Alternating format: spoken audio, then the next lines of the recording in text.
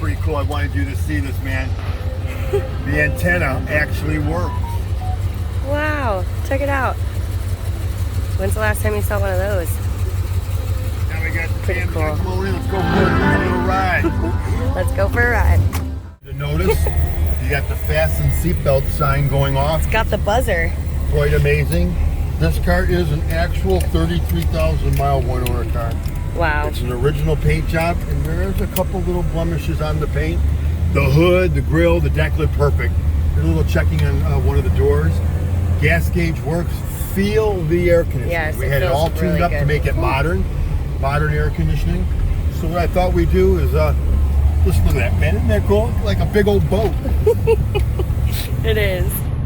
So we'll take it for a quick little spin around, and then show that it shifts and all. We get on the highway, and then I'll get it inside so you can get underneath it, okay? And show the inside of the door jambs and stuff like that. Sounds so good. people can see how nice this car is. Okay, so we got to show you that the power window's on the passenger side, with the power window on the driver's side.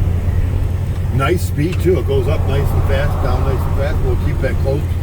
It's 90 here. Yes, it is. Headlights, brake lights, tail lights. The only thing that does not work accurately in the dash is the clock, but none of them do. The analog. So I thought we'd show you a quick little ride and how she runs out, and then we'll get her back on the hoist so you can show the underneath. But gosh, this car is $15,900. You can't find this car in the auction would be over $20,000 shorty, and you'd have to pay a 10% fee on top of that.